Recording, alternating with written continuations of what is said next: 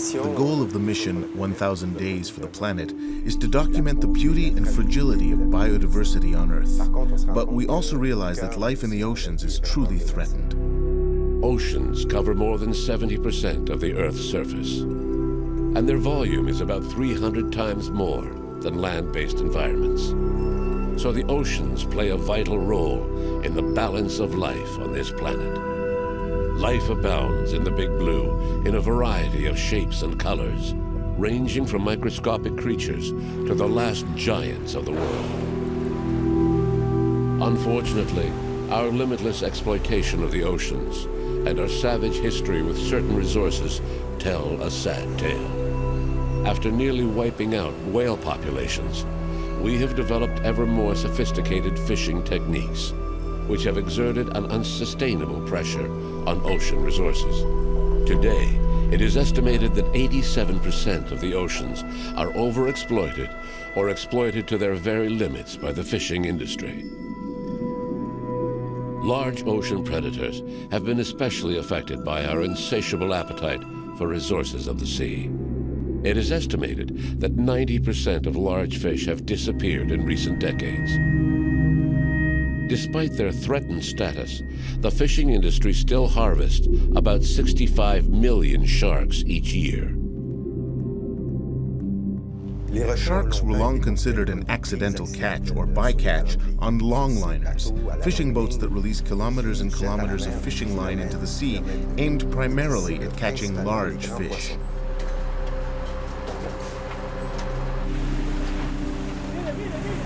But sharks are no longer a bycatch. Today, they are targeted directly. In the past, there was no market for shark meat, but the recent development of the lucrative Asian market for shark fins has completely changed all that. The consequences for ocean ecosystems are disastrous. There are recent scientific publications that say that, in general, all marine predators have declined 90% in the last 50 years. So, you know, it's not looking good. We've invited scientists aboard the Sedna, people who are passionate about what they do and who have dedicated their lives to saving the ocean's large predators. Biologists Pedro Afonso and Jorge Fontes have joined the Sedna 4 for this expedition. These scientists from the University of the Azores are also skilled fishermen who are able to catch a shark with a line and hooks specially designed not to hurt the animal. They will team up with Randall Arauz, a scientist and activist who has become well known internationally for his campaigns against shark fishermen, especially those who practice shark finning. Our first stop was the Azores, in the middle of the Atlantic. It's a place I love. It's filled with history. It's a sailor's paradise. On the beaches, the docks, even in the bars, you can feel the history and smell the sea. Sailors love to stop at the small port of Horta on Fayal Island. Located on either side of the mid-Atlantic ridge, the Azores archipelago is the result of 20 million years of volcanic activity. The spectacular scenery of the islands, which have emerged only 5 million years ago, continues to evolve and change as a result of volcanoes and the movement of 3 major tectonic plates that meet here. In the oceans, seamounts rise up to the surface, which brings up nutrient-rich waters that feed an impressive diversity of marine life. In seamounts, you typically have upwelling events, that is, deep water that carries nutrients along the slopes of the seamount to surface or at least to depths where the animals can profit from it. Seamounts not only have more biomass or more animals, they have more species, including the top predators that might be travelers of the ocean, but that might stop on particular seamounts because they have the increased productivity which they can profit from. Everybody goes to the seamounts, including men, of course. Many migratory species appear to use these seamounts in some phase of their lives. But only recently have scientists discovered the important role played by seamounts around the world. We could probably try to do that, One of the very first seamounts to be declared worldwide as a marine reserve for scientific purposes, so we can understand the whole process from bottom to top, is the Condor Seamount, which was declared a marine reserve about 3 years ago. And this is just outside our door, which is a fantastic opportunity for all of us, scientists, fishermen, and managers, to understand how these seamounts work so we can better protect them. The volcanic seamounts in the Azores cause nutrient-rich currents to rise to the surface, which attracts pelagic species such as hammerhead sharks, whose status is precarious and which are increasingly rare in the world's oceans. Hammerhead sharks are among the most endangered sharks. All pelagic sharks are reduced 90% during the last 50 years, but hammerheads are down 98, 99% in certain areas of the world. So they need a lot of help. The crew of the Sedna 4 hopes to install satellite tags on young hammerhead sharks that seem to use some areas of the Azores as a nursery. Hammerheads are naturally less abundant because they produce much less offspring to start with.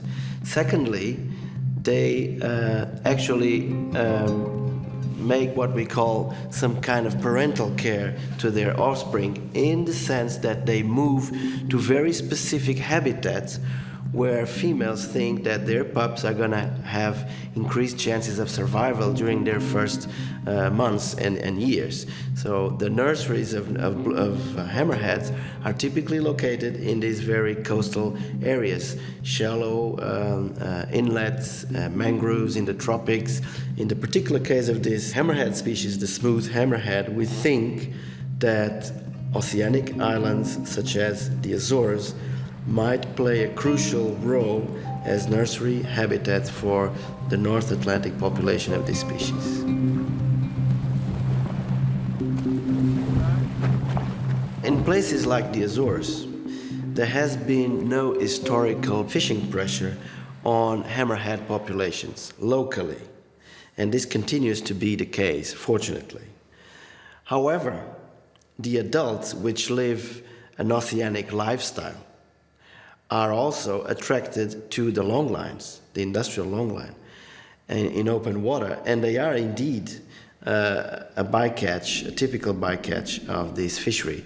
And that is exactly the reason why now ICAT has mandated the member states to forbid any landing of hammerhead species on the longline fleets.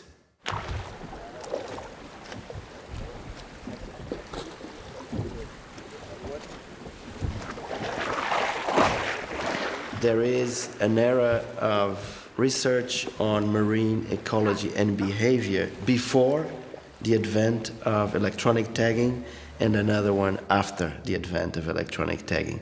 The capacity of these devices to open windows into the life of these animals and into the significance of particular habitats is just too precious for us to leave it behind. That's a female. That's a female. Stood. I'll hold. 4 years, maybe. Well, We think this site is a nursery, so we're going to attach an acoustic transmitter to this female so that we can find out whether she comes back next year.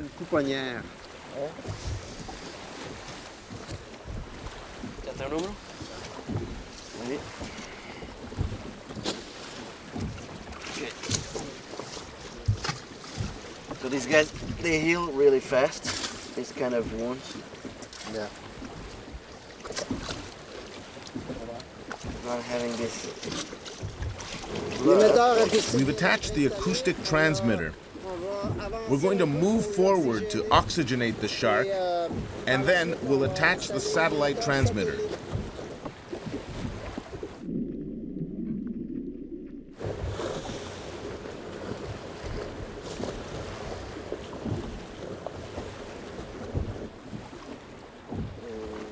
You got it? ¿Ya tienes el número de marca? Ça, c'est un tag satellite. This satellite tag, called a pop-up, is quite distinctive. Alors, au bout de 300 After jours, 300 days, the tag will be released and rise to the surface, where it will send all its data to the satellite. This will provide detailed and accurate information about the shark's dives and how deep it went. And if it traveled any long distances during these 300 days, we'll learn that too.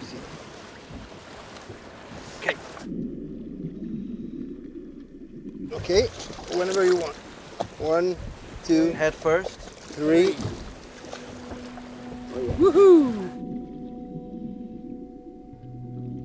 Without knowing it, this female will be providing scientists with vital data. They'll use it to learn more about her movements and eventually to help put protective measures in place for this extremely threatened species.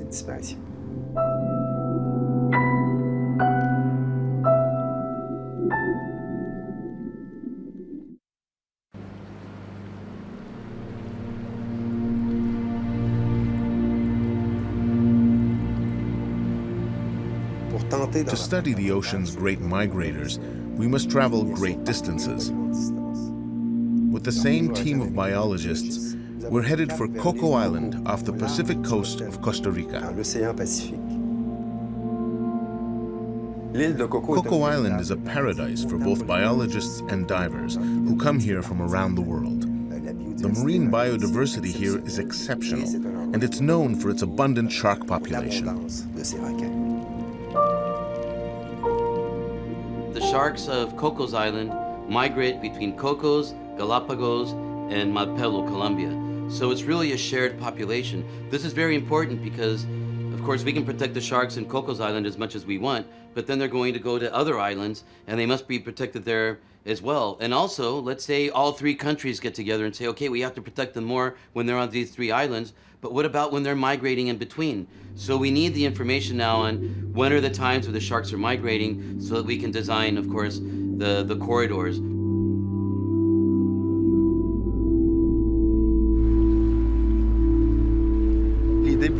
Our goal is to install a satellite transmitter onto a hammerhead shark.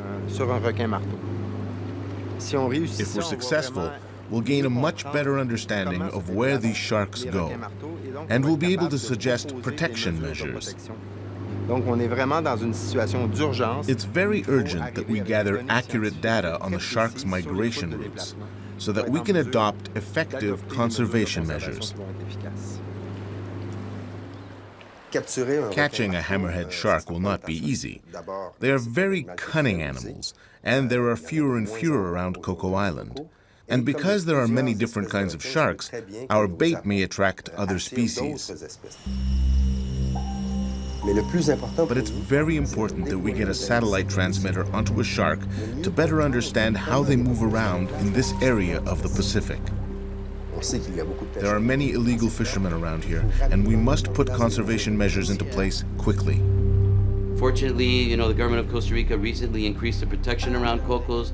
They're taking stronger actions against the illegal fishermen. I really hope we can curtail all these illegal fisheries and that we can somehow control, the uncontrolled fisheries that are happening now in the eastern tropical Pacific, because hammerheads definitely have dropped during this last year. The decline of shark species is caused by overfishing, prompted largely by the demand for shark fins, which can fetch up to several $100s per kilo. There is a 12-mile protected zone around Coco Island in which no fishing is allowed. Obviously, the extraordinary biodiversity here attracts many poachers. We see them sitting just outside the 12-mile limit on our radar. The island has a monitoring system, wardens and boats, but they can't do anything when the poachers are outside the park. Yet we know very well that these poachers frequently enter the park because they have no notion of conservation. All they want to do is catch fish and sell it. When they come into the park, they often play a game of hide and seek with the park wardens. At night, it's the law of the jungle. And the poachers are much better at the game than the wardens. So at night, out at sea, there's a war going on.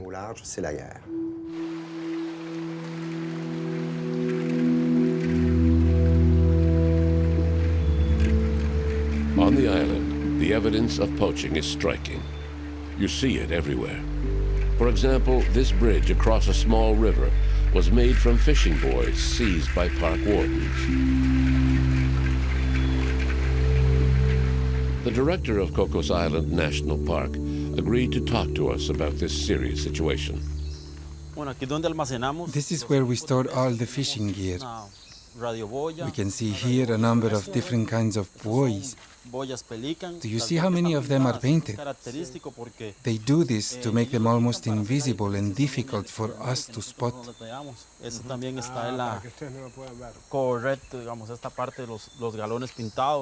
We keep all the confiscated equipment here. As you can see, there is a lot. It's a big problem because it's all equipment that was set up in protected areas. We manage all of this as garbage. This here is the gear typically used by longliners. These are the lines and hooks used to catch shark. You know that the Cocos Island is also known as Shark's Island. Even our emblem is a hammerhead shark, and they are now an endangered species. Son especies que están viéndose amenazadas. There are pressure zones that are between 8 and 10 miles from the coast. The fishermen know when we're coming and sail off. So by the time we reach the point where we first spotted them on radar, they're gone. And that's where we find all this fishing gear. Sometimes they've even had enough time to cut or retrieve their lines by then. Es decir, ellos en el lapso que tratamos nosotros de llegar hasta ellos, ellos recogieron lo más rápido. Y nosotros decimos que los pescadores. We say that fishermen are like sly hunters, an exotic species introduced into an environment into which they don't belong. And even though it's a big ocean, the ecosystem around the island is especially rich. La riqueza está ahí donde están los animales, sí, pero nosotros no podemos tener. We can't keep the fish in cages to protect them. Cercados, ¿verdad? Encerrados.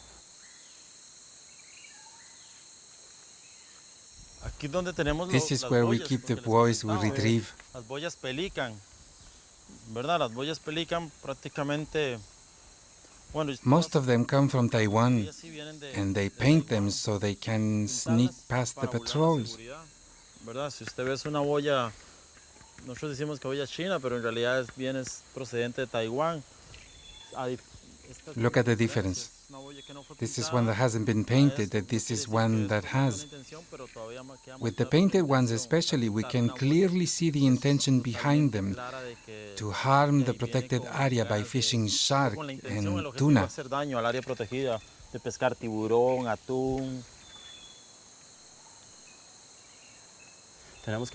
We need to reevaluate our strategies to counteract this problem.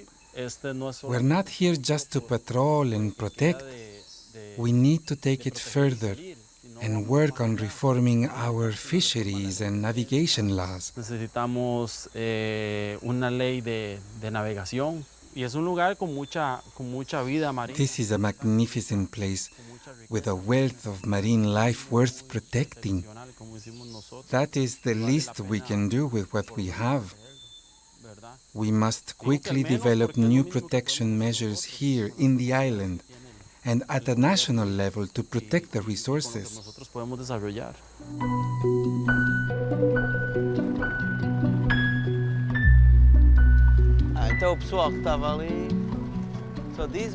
The team of scientists continues its efforts, but the days go by, and the large numbers of hammerhead sharks that Cocos Islands is famous for are still missing.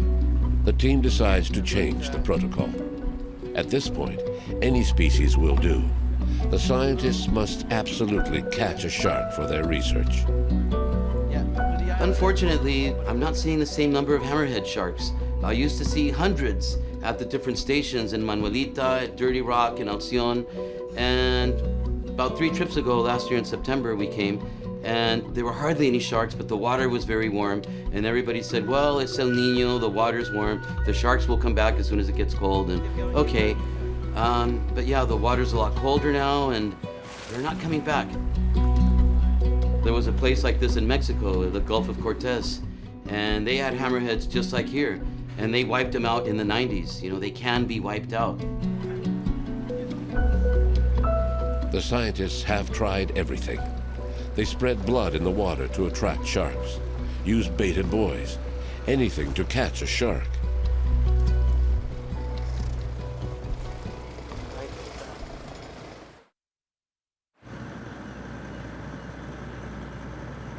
One particular night was extremely frustrating.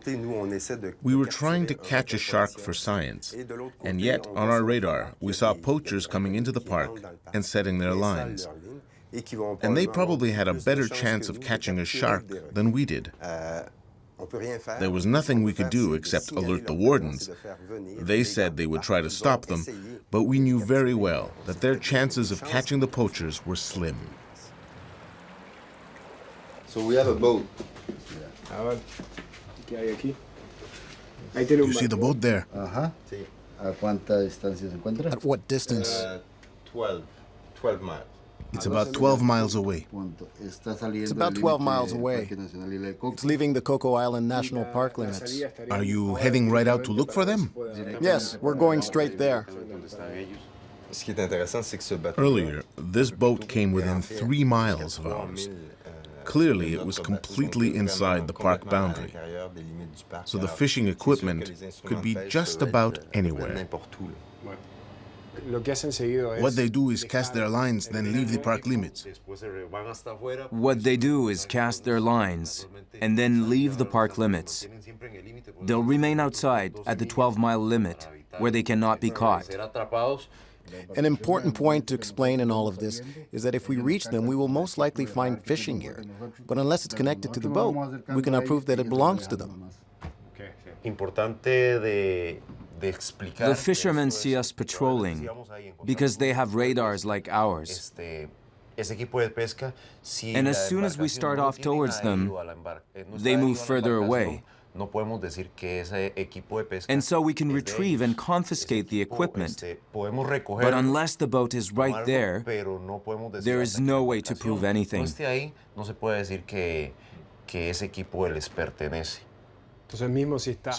unless the lines are actually connected to the boat, you can do nothing, even if the lines are only a meter away and full of fish. Exactly.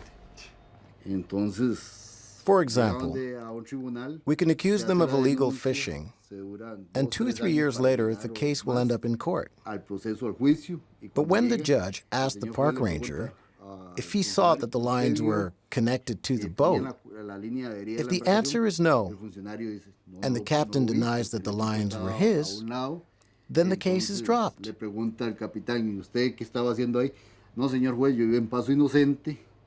This is one of the biggest problems we face here in the Coco Island National Park.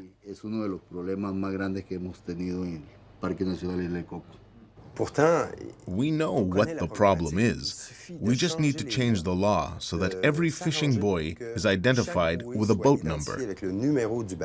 That would solve the problem. If a fishing buoy is found inside the park with your boat number on it, you're guilty. Period.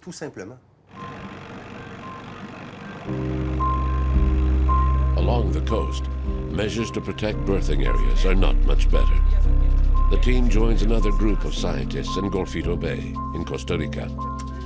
The Tiburon mission team is studying the life cycle of young hammerhead sharks that gather in this bay. The biologists are working directly with some local fishermen to try and provide protection for female hammerhead sharks who give birth in the area. During the months of July and August is when there is a jump in the number of, specifically, young hammerhead sharks being captured. Todos juveniles. This just confirms that it's the season in which female hammerheads migrate to the coast. They probably come in May or June and leave their pups to grow in this protected area because it is a safe nursery, rich in nutrients. Here they can live for their first 2 to 4 years until they're adults, until they can make the great migrations to other islands, such as the Malpelo and Galapagos, where adult hammerheads are often seen. This is our reality here in Gulf of Dulce and other areas along the coast of Costa Rica, where the hammerhead shark is often unintentionally caught by fishermen as bycatch. One of these fishermen has agreed to talk on camera. On average, how many hammerhead sharks do you catch every day? Depending on the area, in one day we can catch up to 100. Sometimes more. In other areas, none. But whenever they're caught like this, most of them are already dead. Up to 70% are already dead. These aren't illegal fishermen. They're simple family fishermen trying to make a living. But for 2 months, they fish right in the shark nurseries. The problem with this species is that it spends most of its time swimming to oxygenate itself. When these sharks get caught in the fishing lines, their movement is limited so they can't breathe and they quickly die. That's why during those months fishing in this area must be prohibited.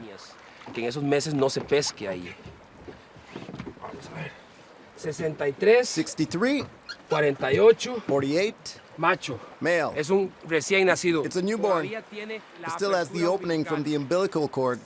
63 It's 63 centimeters in length. Hammerheads are born between 50 and 60 centimeters. That male is 2 weeks to a month old, no more than 2 months. It's ready for relax. Un macho. An interesting fact is that in the Gulf of Dulce, there are more male than female hammerheads. It may be a strategy to ensure genetic diversity within the species. Para garantizar la diversidad genética de la especie. Vamos, Come on, vamos. go!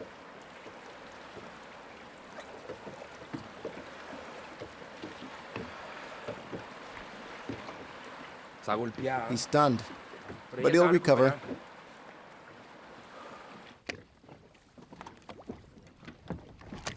The capture of this young tiger shark is not good news. Other endangered species also appear to use the Golfito area to give birth among the mangroves along the coast. We're trying to protect the adults in their migrations, but we're leaving behind the young in the coastal waters. It's sad because we work hard to try and protect the hammerhead. And when we see these things, we become discouraged. It kills the flame. But at the same time, it's the reason we keep working. We need to know more about them to protect them. We need to work closer with the fishing communities to make their protection a reality.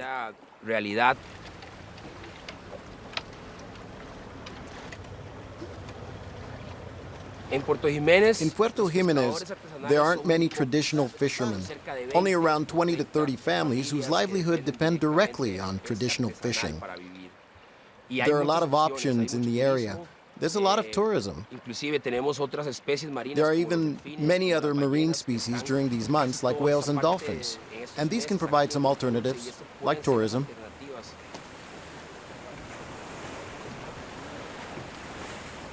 We have to work with the fishermen so they understand that the hammerhead is endangered and that these sharks are worth more alive than dead.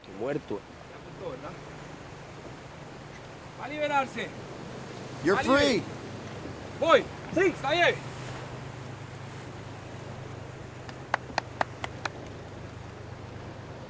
The biologists of Mission Tiburon are doing fantastic work. They raise awareness with young people and fishermen, but it will take more than that. We need laws to protect the sharks' birthing sites and nurseries for these 2 critical months of the year. And we need to find a way to financially compensate the 20 or so fishing families during this period. It shouldn't be that hard. It probably costs more to send scientists somewhere in the world to meet 2 or 3 times to try and understand the problem than it does to implement real measures to compensate these fishermen. But we must absolutely find a way to protect the zones during these 2 critical months.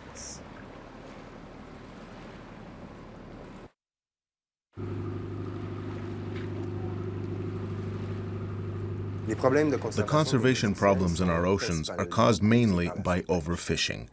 Governments know it, and scientists have been saying it for years. Even worse, scientists are saying that we have maybe 40 or 50 years to change our ways, or fish stocks will collapse. So if the overfishing problem isn't solved early in this century, there will be no more fishing at all by the end of the century. Longline fishing is non-selective, and every year its bycatch kills a huge number of non-commercial fish, turtles, birds, and other species. One longliner can deploy up to 100 kilometers of line equipped with thousands of baited hooks. This type of fishing primarily targets large fish, such as swordfish, which are a good source of income for fishermen. But overfishing has reduced stocks to the point where revenues are not sufficient to cover the cost of the industry. The significant decline in swordfish populations has forced the industry to develop new markets. Long considered bycatch, sharks were once thrown back due to their low value. But the growth of the lucrative shark fin market has changed the strategy of the industry. There's very little known about sharks, and shark science only started until the 90s. And I think all shark scientists now share the concern that we're running out of sharks, and we really need to work together to generate the information we need and to get the political change we need. And one day, Randall managed to get a friend hired on as a cook on a fishing boat. The images he took documented for the first time what happens at sea, far from prying eyes. The footage shows turtles and all sorts of bycatch, but the most disturbing images are of what happens to the sharks. These were the first images of what's called shark finning. In its most barbaric form, the shark is brought on board, its fins and tail cut off, and then it's thrown back to the sea, often still alive. Obviously, without its fins and tail, the animal can no longer swim and circulate water through its gills, so it dies an agonizing death by suffocation. It's a cruel practice, and these images galvanized public opinion.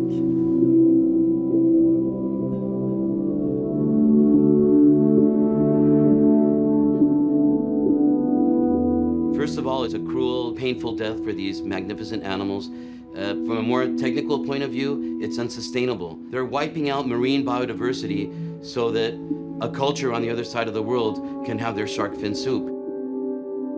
These images of shark finning helped raise public awareness, and some countries now ban the practice. But this has not stopped shark fishing altogether. What happened is that a new market has been created. Many countries now require fishermen to keep the shark carcasses. In a way, by creating a market for shark meat, we have legalized a once condemned practice, but nothing has really changed. We're putting even more pressure on shark populations. The way fisheries are controlled out here in the open sea, it's no man's land. It's everyone take all. Everything is for free. And that isn't changing yet. And I think that is something that many countries have to work on. The United States, the Economic Union, Australia, which is a big fishing nation. And, we need to get together and change the way fishery policy is established. We have a very interesting relationship with the government of Costa Rica. However, we have a very bad relationship with the Costa Rican Fisheries Institute. The Fishery Institute is an autonomous institute, which means it's not part of the central government. And since it's autonomous, they are not ruled by the president. They are ruled by a board of directors. And guess who's on the board of directors? Shark finners, shrimp trawlers, tuna purse seiners. So they're all there not to establish public policy. They're there to protect their own private interests. What we need is fisheries directed with science in mind. How many boats can fish this resource? When should we stop fishing? Where should we not fish? And even if it hurts somebody's pocket, we must stop fishing.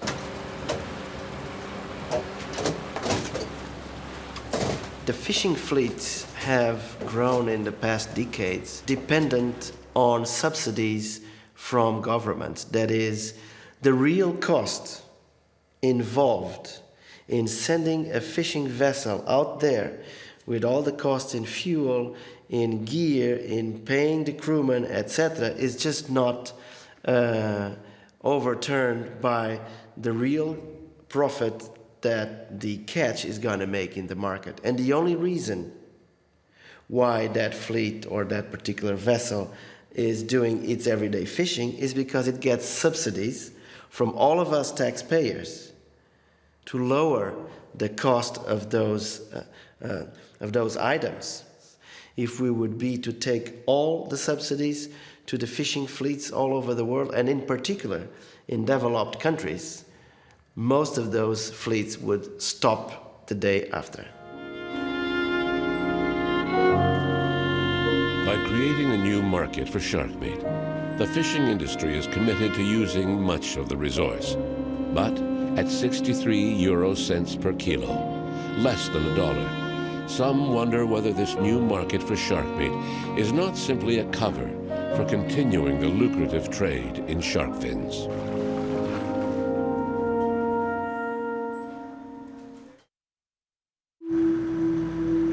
The effort to catch a shark off Cocos Islands continues. Time is passing, and the scientists are redoubling their efforts. Pedro and George have been working day and night. There's no question of giving up. They can't leave empty-handed. The stakes are too high.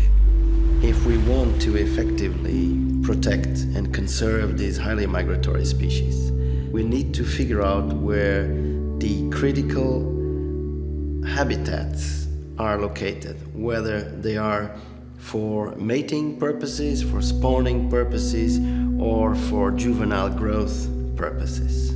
This is the main issue. Finally, after many attempts, they catch one. It's not a hammerhead, but the team can still track its movements and learn the migration routes of this Galapagos shark.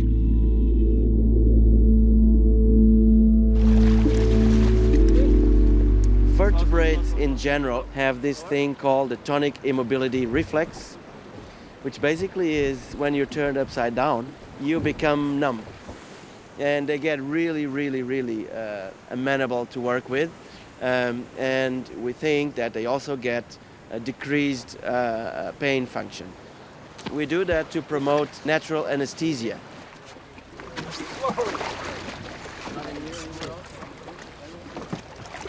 Okay. Yeah, wherever. That's the tag. This is a female Galapagos shark. They just installed an acoustic tag inside it. This issues a sound that can be heard 500 meters around, and this tag will work for at least 5 years. So we expect to get some really good data because the tag is implanted inside the animal, so we're sure it's not going to be lost. Yeah, go for it. Quick action is needed. The scientists install the satellite tag. Okay, bottom one. Let's just keep going for a while. Yeah. Well, the shark looks a little tired, and it's already been hooked for a few minutes, and I'm just a little concerned that the time it'll take to deploy the satellite transmitter on it might be a little too long.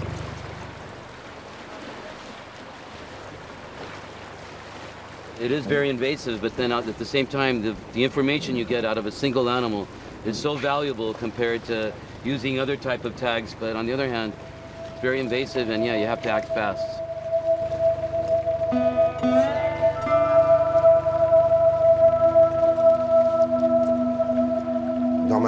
Usually, after the first stage of the operation, we turn the shark over and move the boat to oxygenate the animal. This revives it from its comatose state. But this shark wasn't reacting. We began to get anxious. Okay, so see these are self-locking, so that direction is they're good. holding now.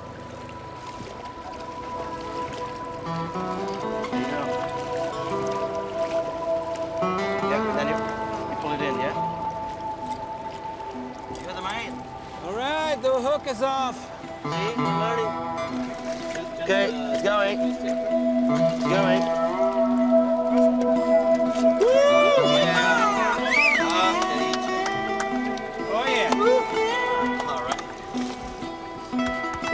In the end, it was just a scare.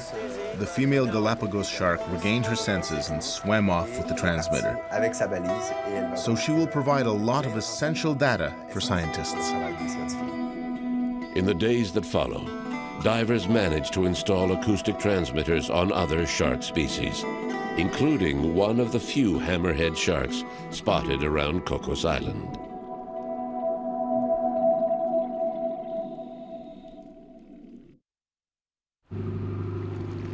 This glimpse into the world of sharks and fishing really makes you think. Scientists have identified most of the problems, and solutions do exist. But if we want to save these threatened species, what's missing is a willingness to implement those solutions. This will probably mean making sacrifices and changing our consumption habits so we can change the model and build a different relationship with the oceans. If we want to preserve what remains of our oceans, we'll have to pay the price for our past abuses.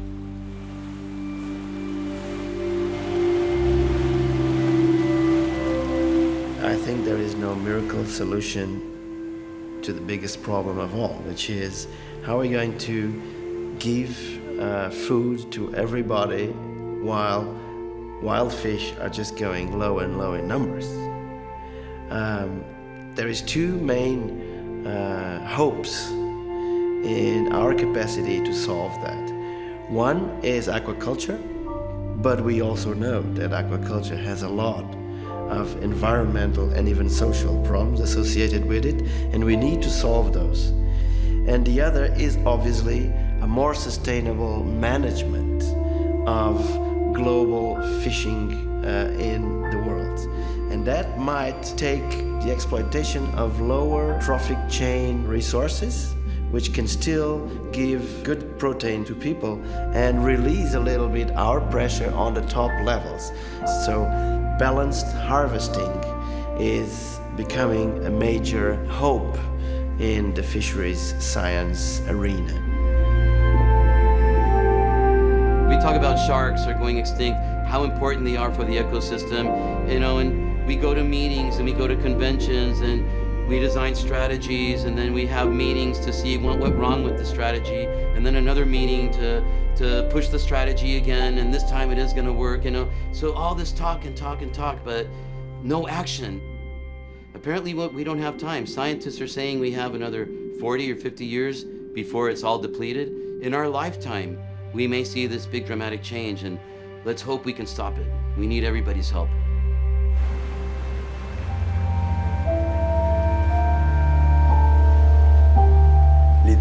There are serious conservation challenges, but I'm optimistic. When humanity mobilizes, we can accomplish great things. We mustn't forget that everything on Earth is interconnected. We depend on other species for our own survival. If we can change the way we coexist with other species, I'm convinced we can get there. We can do it. I'm sure.